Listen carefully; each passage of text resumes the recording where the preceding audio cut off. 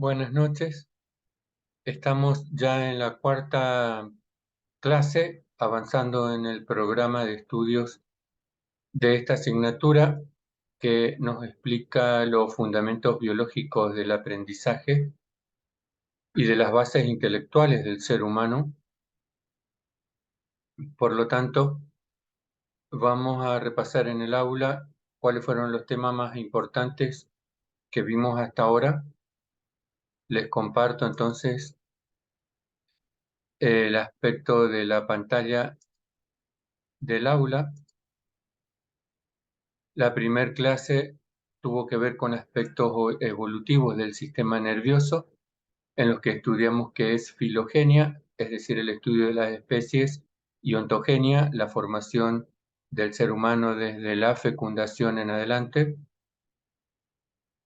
Luego, en la segunda clase, vimos aspectos microscópicos del sistema nervioso humano que tienen que ver con la fisiología de las células del sistema nervioso, incluyendo la más importante, la neurona.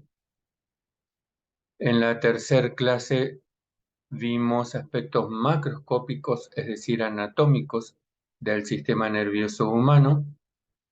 Y ahora, en esta cuarta clase, ya vamos a ver cómo se llaman esas funciones del sistema nervioso que hacen al ser humano un ser inteligente en la naturaleza, evolucionado y con propiedades, habilidades, competencias que en conjunto se llaman inteligencia y que nos sirven para comprender qué es el aprendizaje como fundamentos biológicos, desde el punto de vista, en este caso, ya funcional. Entonces, a esas funciones, también llamadas dispositivos básicos, las vamos a estudiar desde las más importantes, serían atención por un lado, memoria por otro lado, y luego veríamos sistemas afectivos, lenguaje y otras funciones. Pero en esta clase vamos a revisar los conceptos sobre atención como función neuropsicológica superior y memoria y aprendizaje como funciones superiores por excelencia. Para ello, vamos a ver cuáles son los conceptos centrales, compartiendo esta infografía que en el aula se ve como una pequeña imagen, pero la pueden descargar ampliada en formato PDF, y para eso lo vamos a compartir ahora en formato PDF para analizarlo con un poco más de profundidad. Entonces compartimos ese material que ustedes pueden descargar desde el aula, ampliarlo para poder leerlo completamente, y vemos que este material tiene tres ejes de desarrollo: lo que se llama entrada o input sensorial y salida o output motor. Esa es la línea de base, es decir, lo sensorio-motor, es decir, estímulos que ingresan al sistema nervioso y aquellos que salen del sistema nervioso para provocar la conducta y el movimiento en el ser humano.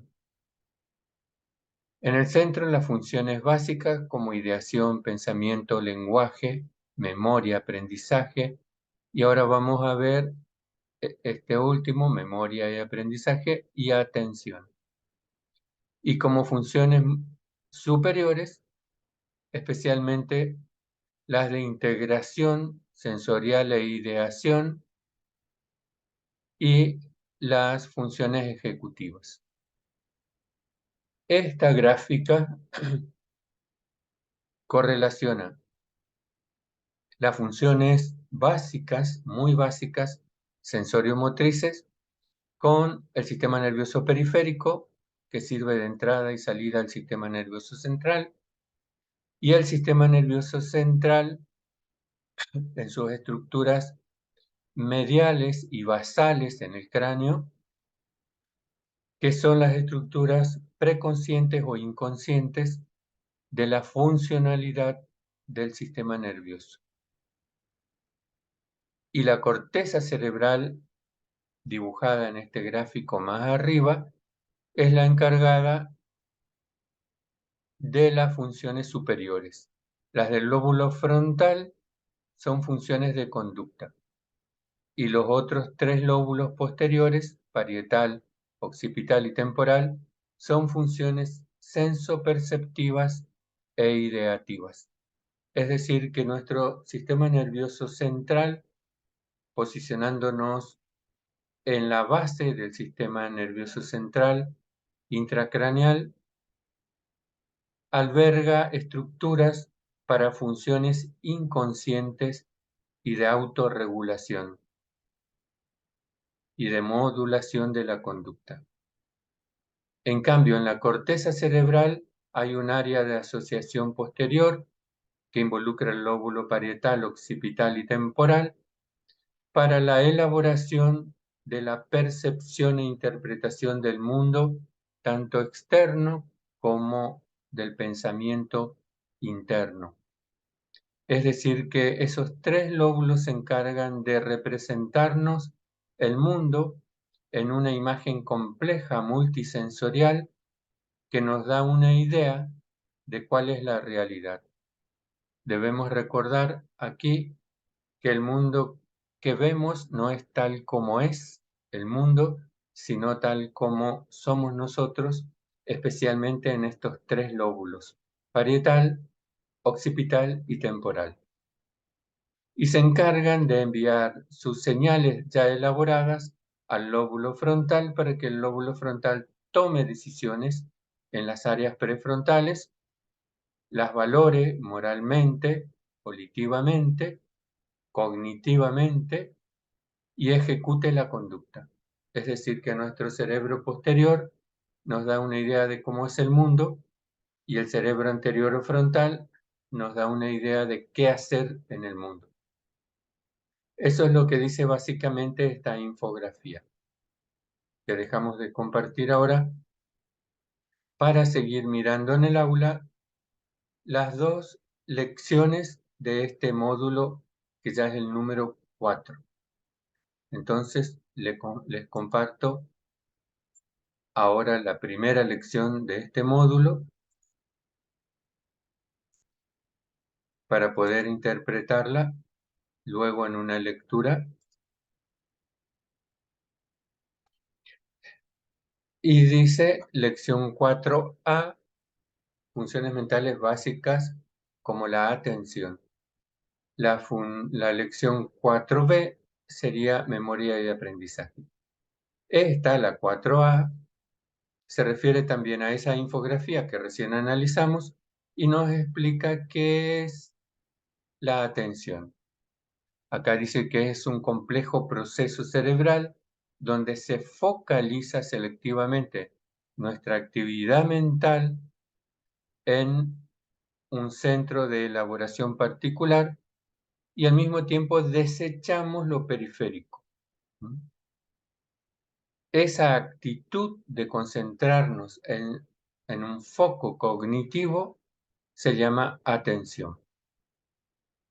Está explicada cuál es la neuroanatomía de la atención y dice cuáles son las estructuras basales que dijimos que son involuntarias o preconscientes, como la sustancia reticular o la sustancia del sistema de activación reticular ascendente. Y finalmente, esas señales basales llegan a lo que dijimos que era superior, que son las cortezas cerebrales. Es como que la base del cerebro activa y despierta la corteza, pero la corteza cerebral, que es como el jefe del pensamiento o la jefa del pensamiento humano se encarga de mantener a esa actividad vigente todo el tiempo que la necesitemos, excepto cuando nos dormimos o sin dormir nos adormecemos o abotagamos. No es necesario que memoricen cuáles son esas estructuras. Solamente quería reflejarles en esta lección que una función tan compleja como la atención tiene bases neurobiológicas. Luego, en otras asignaturas como neuropsicología, ustedes van a estudiar específicamente cuáles son todas las formas de la atención, cómo se explora y cómo se modula educativa y terapéuticamente la atención. Vamos a dejar de compartir esta lección para ver la siguiente, que se trata de aprendizaje y memoria o memoria y aprendizaje, como lo dijimos recién. Compartimos entonces esa otra lección. Ustedes saben que memoria significa la retención o guardado de, le llamamos información, pero para el cerebro son estímulos específicos organizados en redes neuronales específicas para cada tipo de estímulo y para el armado de cada tipo de integración del pensamiento. Tiene varias fases. En esta descripción, en esta lección, dice que la memoria es un proceso por el cual retenemos, codificamos, almacenamos y evocamos un conocimiento cualquiera. En realidad, primero lo fijamos y al mismo tiempo codificamos para luego almacenarlo o retenerlo. Y por último lo evocamos y allí también lo reconocemos. Es decir, que el concepto memoria abarca varios procesos: fijación, codificación, retención o almacenamiento, evocación o recuperación y por último, reconocimiento de eso que evocamos. Son 5 procesos integrados en diferentes componentes de las redes neuronales cerebrales que en el caso de la memoria explícita tienen como sustrato neurobiológico a un sector del lóbulo temporal que se llama hipocampo.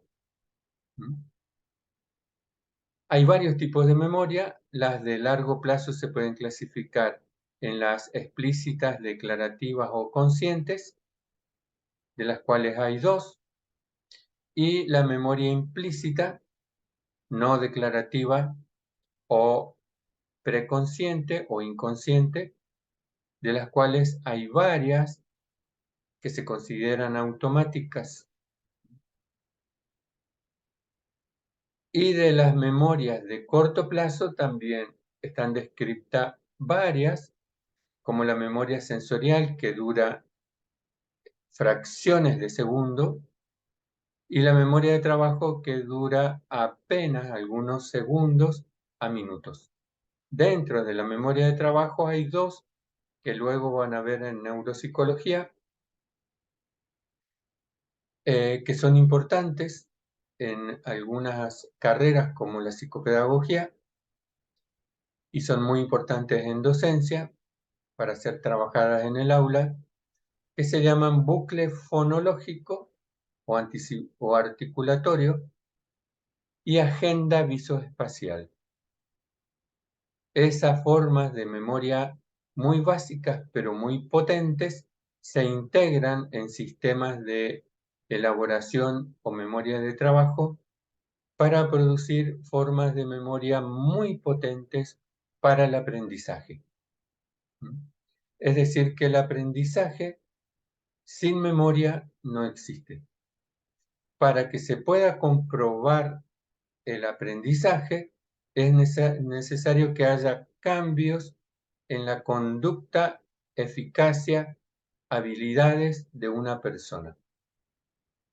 Si un determinado dato memorizado no produce ningún cambio en las competencias cognitivas de una persona, se considera que no hubo aprendizaje. Es decir, para el aprendizaje tiene que haber un cambio en la funcionalidad o neuropsicofuncionalidad de una persona. Y se puede testear o con exámenes o con test en el caso de los aprendizajes cognitivos. Bueno, dejamos de compartir esa segunda lección de este cuarto módulo. No es complejo porque lo vamos a estudiar desde el punto de vista muy básico que vimos recién. Con que ustedes sepan esto que recién repasamos rápidamente, no necesitan para esta asignatura saber mucho más. Es decir, no necesitan muchísima más lectura que aquellas de la bibliografía que ya están en el aula. Repasen entonces la infografía sobre todo para tener una idea de cuáles son todas las funciones en este caso y aplíquenlas a la infografía anterior que era de anatomía y fisiología en el módulo 3 porque van a ver que se integran perfectamente. En el módulo 3 estudiábamos estructura y ahora en el módulo 4 estamos estudiando funciones. Bueno, les espero en la próxima clase y vamos a ir preparándonos para la evaluación parcial. Entonces, hasta la semana que viene.